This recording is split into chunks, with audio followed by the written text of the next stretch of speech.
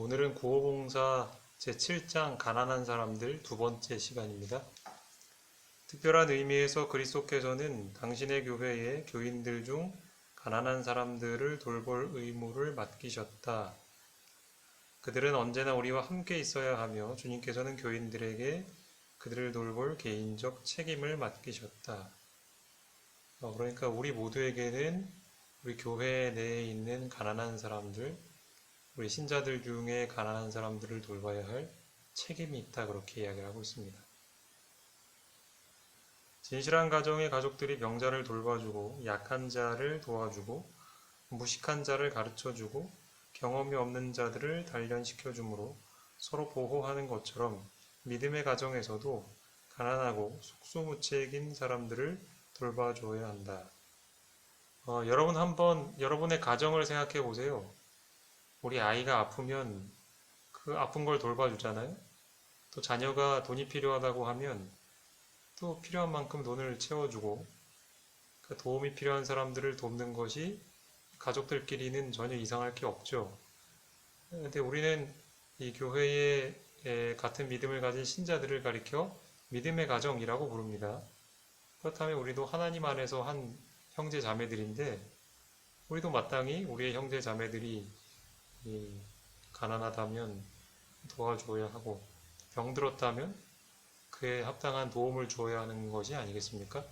그런 의미에서 하나님께서는 모든 신자들에게 우리 동료 신자들을 도와야 할 책임을 주셨다는 겁니다. 우리가 이 일을 등한히 하게 된다는 것은 하나님께서 우리 각자에게 주신 책임을 외면한다라는 의미가 되겠죠. 우리의 주변에는 우리가 항상 염두에 두어야 할 두 부류의 가난한 사람들이 있다. 우리 교회 안에도 두 부류의 가난한 사람들이 있대요. 그 두 부류는 자신의 독자적 행동 노선을 취하며 계속적으로 범죄함으로 스스로를 파괴하는 자들과, 첫 번째 부류에 대해서 설명을 하기를 자신의 독자적 행동 노선을 취하는 부류래요. 그러니까 범죄로 스스로를 가난으로 빠뜨리는 사람, 이걸 얘기하는 거고요. 두 번째는 진리를 위하여 고생스러운 환경으로 들어가게 되는 자들이다. 이 사람들은 이제 진리를 순종하기 위해서 어쩔 수 없이 가난해지게 된 그런 부류의 사람들. 두 부류는 명확한 차이가 있어요. 우리는 우리 이웃을 우리 자신과 같이 사랑해야 한다. 그렇다면 이 두 부류의 사람들에 대하여 우리들은 건전한 지혜의 인도와 권면 아래 올바르게 일해야 할 것이다. 이 두 부류의 사람들이 우리가 섬기고 돌봐주어야 할 사람들인데, 이제 이 사람들을 돌봐주기 위해서는 건전한 지혜가 필요하다.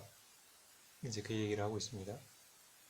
하나님의 백성 중에 있는 가난한 사람들이 그들의 궁핍에 대한 대책 없이 버려져서는 안 된다. 여기 나와 있는 이 가난한 사람들은 좀 전에 이야기했던 두 부류 사람들 중에 두 번째 사람들입니다. 진리를 순종하기 위해서 이제 가난해진 사람들. 이들을 버려둬서는 안 된대요. 궁핍에 대한 대책을 세워줘야 한다는 거예요, 교회가. 그들이 생계를 얻을 수 있는 어떤 길이 모색되어야 한다. 어떤 이들은 일하도록 가르침을 받을 필요가 있다. 다른 이들은 열심히 일을 하고 가족들을 보양하기 위하여 그들의 능력의 한계에 이르기까지 무거운 부담을 지고 있는데, 그들은 특별히 도와주어야 할 것이다. 우리는 이런 경우에 관심을 가지고 그들이 직업을 얻도록 도와주어야 한다. 하나님을 사랑하고 그분의 계명을 지키는 이처럼 귀중한 가난한 가족들을 돕기 위한 자금이 있어야 한다. 여기 보면 진리를 순종하기 위해서 희생하게 된 그런 사람들, 가난하게 된 사람들은 교회가 책임을 져줘야 되는데 실제적인 일을 해줘야 된다는 거예요. 때로는 그 사람들이 일을 할 수 있도록 가르쳐주고 또 일자리를 구하는 일을 도와주어야 할 것이고요. 또 그들이 일을 하고는 있지만 그것만으로는 가정을 꾸려가기 녹록지 않은 사람들을 또 그냥 지나쳐서는 안 된다. 그런 얘기도 하고 있습니다. 또 마지막 부분에 보면 이러한 가난한 가족들을 돕기 위해서 교회에 특별한 자금이 있어야 한다라고 하는데 이것이 바로 여러분 잘 아시는 도르가 헌금입니다. 이 사업을 위하여 필요되는 자금이 다른 용도로 바뀌어지지 않도록 주의를 기울여야 한다. 예, 이 부분 우리가 눈여겨서 좀 봐야겠죠. 교회마다 교회마다 각각 사정이 있다는 이유로 이 도르가 자금을 그 다른 교회 용도로 사용하려는 그런 움직임들이 있는데 선지자는 그렇게 하지 말 것을 권하고 있습니다. 그만큼 이 교회 안에 있는 가난한 신자들을 돕는 일은 이 교회에서 해야 할 선교 사업만큼이나 중요한 사업이라는 것을 엘렌 화이트도 강조하고 있습니다. 하나님의 계명을 지키기 때문에 궁핍과 고통을 당할 수밖에 없는 가난한 자들을 도와주는 일과 하나님의 계명을 짓밟는 모독자들을 도와주기 위하여 계명을 지키는 가난한 사람들을 등한히 하는 것과는 차이가 있다. 그리고 하나님께서도 그 차이를 주시하신다. 안식일 준수자들은 하나님의 율법을 계속 범하는 자들과 자기들을 도와주기를 누군가에게 바라는 일에 습관화된 자들을 재정적으로 원조해주는 짐을 스스로 지기 위하여 고통당하고 궁핍한 주님의 백성들을 지나쳐버려서는 안 된다. 네, 좀 문장이 길긴 한데 좀 쉽게 설명을 드리겠습니다. 아까 두 부류의 가난한 사람들이 있다 그랬죠? 교회 안에. 첫 번째는 하나님의 법을 지키지 않으면서 가난한 사람. 두 번째는 진리를 순종하려고 하다가 가난해진 사람인데 이 첫 번째 부류의 사람을 돕는다는 이유로 두 번째 부류의 가난한 신자들을 돕는 일을 등한히 하면 안 된다. 그러니까 시간과 노력도 마찬가지고요. 그들을 돕기 위한 자금도 반드시 진리를 순종하기 위해 가난해진 그 신자들을 돕는데 사용되어야 한다. 뺏겨서는 안 된다는 거죠. 다른 용도로. 하나님께서도 이 차이를 주시하고 계신다니까 이것은 굉장히 엄중한 일이죠. 이것은 올바른 종류의 선교 사업이 아니다. 그것은 주님의 계획과 일치되지 않는다. 선지자는 이를 가리켜서 선교 사업이라고 강조합니다. 우리가 가난한 신자들을 돕는 것은 아주 교회에서 해야 할 중요한 선교 사업이다라는 점 우리가 명심해야겠습니다. 목사는 여러 가정들을 교육시키고 교회를 굳게 하여 그 교회의 병자와 가난한 자를 돌보게 해야 한다. 그는 사람들에게 하나님께서 주신 재간들을 활용하도록 고취해야 한다. 신자들로 하여금 주님의 백성인 그 사람들을 돕는 데 있어서 기지와 재간을 활용하도록 하라. 여기 목사가 해야 할 일이다 라고 강조를 하고 있는 구호 사업이 있습니다. 목사가 해야 할 일은 이 신자들의 가정을 교육을 시켜야 하는데 교회 내에 있는 병자와 가난한 자를 돌보는 일을 하도록 신자들을 가르치고 또 훈련시켜야 한다라는 것입니다. 그리고 각 신자들이 하나님께서 맡겨주신 재능들이 있잖아요. 그것을 활용해서 이 교회의 가난한 신자들을 돕는 일을 해야 하게끔 그렇게 지도하라는 겁니다. 그게 목사의 중요한 일이다. 이렇게 설명을 하고 있습니다. 신자들로 하여금 사치품이나 필수품이 아닌 장식품들을 사용하고 싶은 욕망을 버리게 하고 고통당하는 궁핍한 자들을 편안하게 해주도록 하라. 자, 우리는 가정에 형편이 좀 있으면 사실 우리 생활에 필수적인 물건이 아닌데 사는 물건들이 있잖아요. 그렇죠? 생존에 필수적인 거 말고 여러분 제 말이 무슨 말인지 이해하실 거예요. 그런 것들을 사는 것을 포기하고서라도 교회 내 신자들을 도와줄 것을 이제 목사는 신자들에게 가르쳐야 한대요. 이렇게 하는 중에 그들은 이사야 58장에서 주신 교훈을 실천하게 되고 거기에 약속된 축복을 소유하게 될 것이다. 이 구호봉사 연구 초반부에 이거 설명드렸죠? 이사야 58장의 내용을. 그래서 도움이 필요한 사람들을 도울 때 그 사람이 4가지 축복을 받게 된다.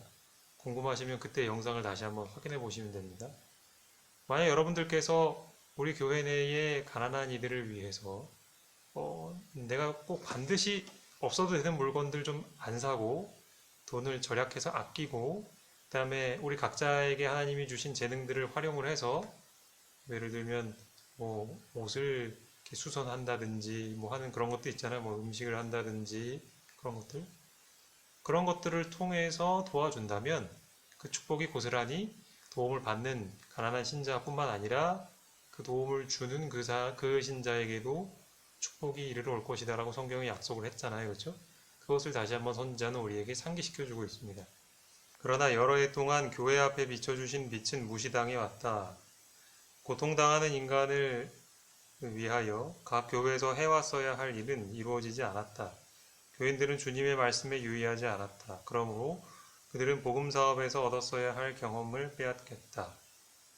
우리가 복음 사업 하면은 교회 다니지 않는 사람을 교회로 데리고 오는 것, 이 정도 차원으로 우리가 생각을 하는데 그렇지 않습니다. 앞서 말씀드렸듯이 내 곁에 있는 가난한 사람들, 도움이 요구되는 사람들을 돕는 것도 복음 사업에 포함된다는 것, 우리의 생각의 전환이 필요하겠죠. 그런데 여기 보면 우리가 이렇게 고통당하는 사람들을 돕기 위해서 실제적으로 노력하지 않은 그 행동, 그것은 사실이고 하나님께서 우리에게 주신 명령을 등한히 한 결과라 이렇게 말씀하셨습니다. 만약 우리가 그 빛에 유의했다면 우리는 마땅히 우리의 영적인 성장을 경험했을 것인데 우리가 그 사업을 등한히 했기 때문에 우리의 믿음은 점점 약해지고 따라서 우리 교회에도 부흥을 경험하지 못하는 그런 안타까운 현실을 선지자는 지적하고 있습니다. 가난한 자와 궁핍한 자들은 보호를 받아야 한다. 우리에게 어떠한 대가와 희생이 요구될지라도 이들을 등한히 해서는 안 된다. 여기 얼마나 이것이 중요한지 다시 한번 강조하고 있죠. 우리가 이 말씀을 명심해야겠습니다. 어떠한 대가와 희생이 치러진다 하더라도 꼭 해야 할 사업이 바로 우리 교회 내에 가난으로 고통받고 있는 신자들을 돌보는 일이라는 것 우리가 기억해야겠습니다. 우리는 그대의 선한 뜻에 대하여 감사한다. 그러나 가난한 자들은 선한 뜻만으로 안락하게 될 수 없다. 그들은 음식과 의복을 통하여 그대의 친절에 대한 직접적인 증거를 얻어야 한다. 우리가 도움이 필요한 사람들에게 찾아가서 아이고 힘드시겠네요. 정말 잘 되셨으면 좋겠습니다. 물론 그렇게 말 안 하는 것보다는 훨씬 낫긴 한데요. 그분들에게는 그분들이 필요로 하는 실제적인 도움이 함께 동반되어야 그 말이 사실로 느껴지고 나갈 겁니다. 그래서 그 사항을 이야기하고 있죠. 하나님께서는 당신을 따르는 자들 중 누구든지 양식을 구걸하기를 원치 않으신다. 하나님께서는 그대에게 풍족하게 주셔서 근면과 절약으로도 그들의 필요를 공급할 수 없는 자들에게 그대가 공급해 줄 수 있게 하셨다. 지금 이 영상을 보시는 대부분의 분들은 그 하나님의 축복으로 뭐 부유하지는 않더라도 편안한 하루하루를 살아가고 계실 것입니다. 우리에게 그런 축복을 주신 이유는 뭐냐면 여기 나와 있듯이 아무리 아끼고 열심히 일을 해도 가난을 해결하지 못하는 우리 곁에 있는 신자를 도와주도록 우리에게 맡겨주신 재물이라는 사실, 우리는 그 책임을 늘 기억해야겠습니다. 그들의 필요에 그대의 주의를 끌 때까지 기다리지 말라. 욥이 한 것처럼 하라. 자, 여기 이 욥이 했던 모본을 따라서 하라 이렇게 이야기합니다. 욥이 어떻게 했는가? 그는 자기가 알지 못하는 것을 찾아내었다. 직접 답사하여 무엇이 필요되며 어떻게 그것을 잘 충족시켜 줄 것인지 알라. 그러니까 그냥 가만히 앉아서 상상하거나 혹은 그 사람이 나한테 직접 와서 이것 좀 도와주세요 라고 말하기 전에 직접 그 사람을 찾아가 답사하여서 실제로 무슨 도움이 필요한지를 그 조사하는 과정을 꼭 가지라 그런 거예요. 그것이 오늘 우리에게 요구된다. 이렇게 말씀하고 계십니다. 우리의 자선 사업에 있어서 진리를 제시함으로 확신이 생겨 진리를 받아들인 자들을 특별히 도와주어야 한다. 우리는 진리를 받아들일 도덕적 용기를 가진 자들이 진리를 받은 결과 일자리를 잃고 가족들을 부양하던 그 일을 못하게 된 자들을 돌봐주어야 한다. 도와줄 가치가 있는 가난한 자들을 도와주고 하나님을 사랑하고 그분의 계명을 지키는 자들을 위하여 직업을 제공해 줄 준비가 되어 있어야 한다. 주님께서 유리하는 빈민을 내 집에 드리라. 이사야 58장 7절 말씀. 라고 말씀하시는 것은 특별히 이러한 부류의 사람들에 대한 것이다.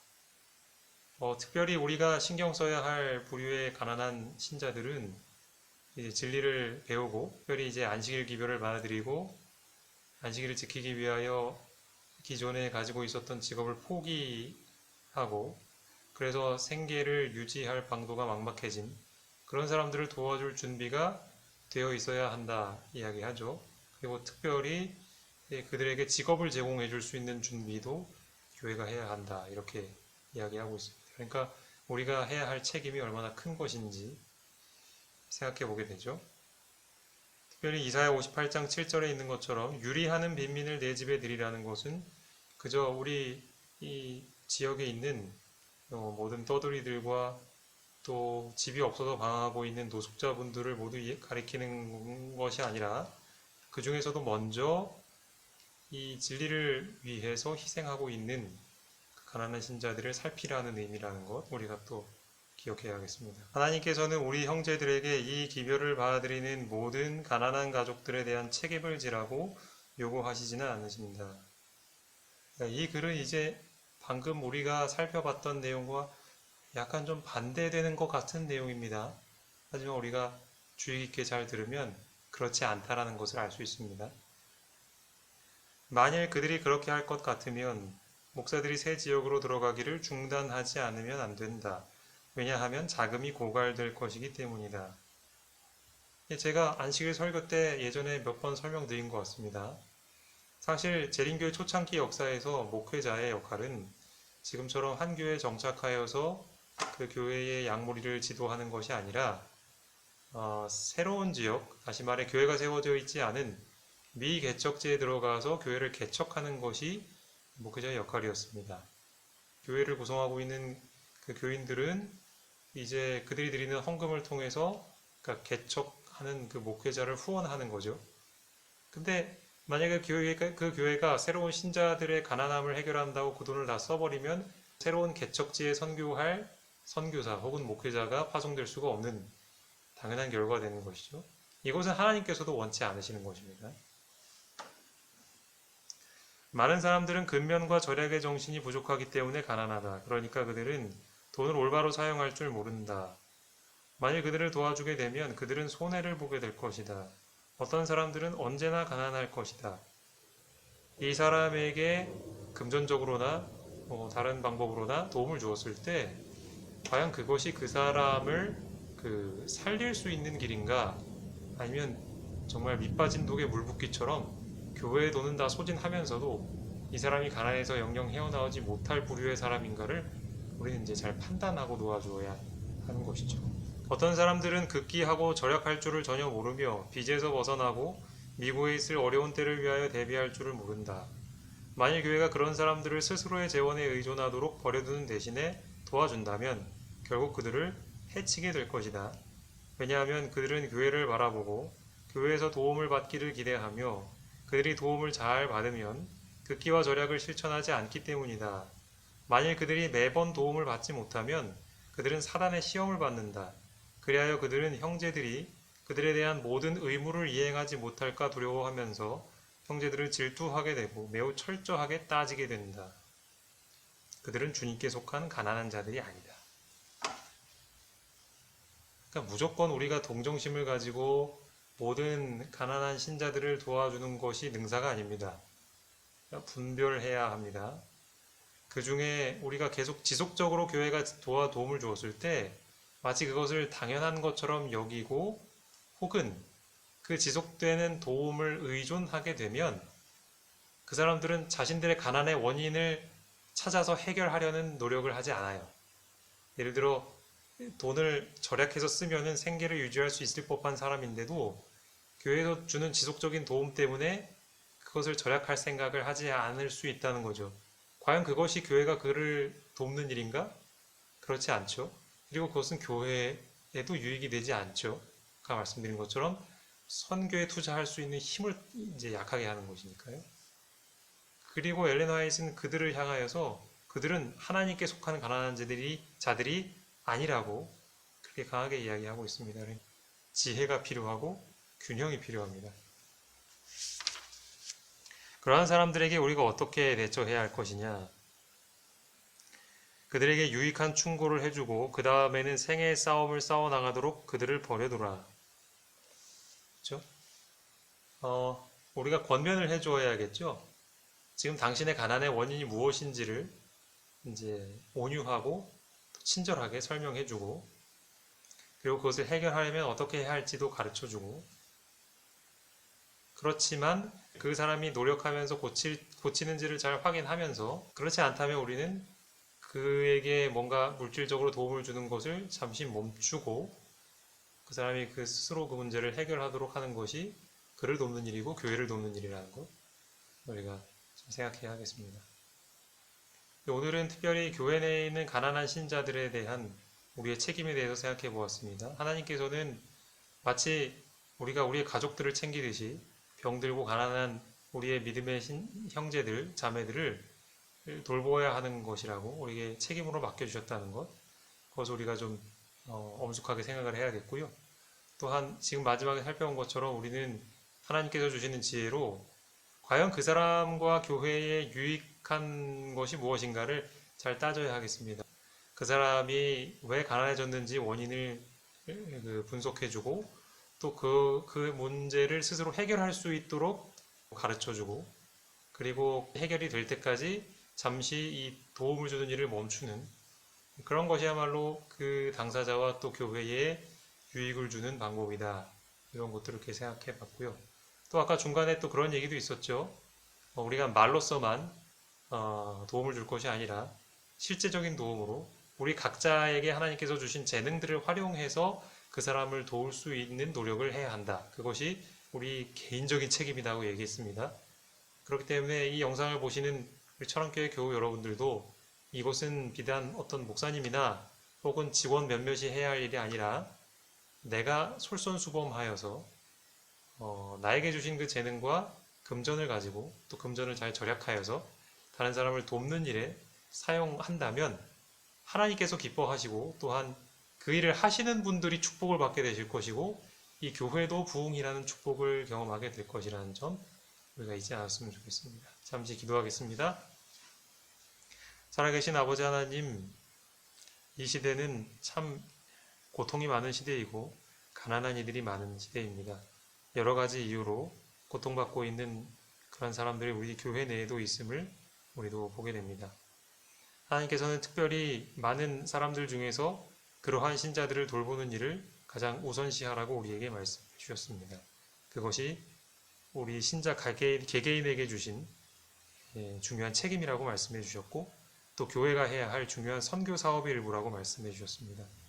우리가 이전보다 더욱더 이 일에 대한 무거운 책임감을 느끼고 특별히 가난한 신자를 돌보기 위하여서 지혜롭게 사업을 펼쳐나갈 수 있는 우리 교회가 될 수 있도록 도와주시옵소서. 또한 우리의 마음이 우리의 가난한 신자들과 또한 우리의 가난한 이웃들에게 동정심과 또 불쌍히 여기는 마음을 가질 수 있는 그래서 내가 가지고 있는 금전과 물질과 재능을 기꺼이 나누고자 하는 그런 예수님의 마음을 품게 될 수 있도록 새 마음을 허락하여 주시옵소서. 예수님의 이름으로 기도합니다.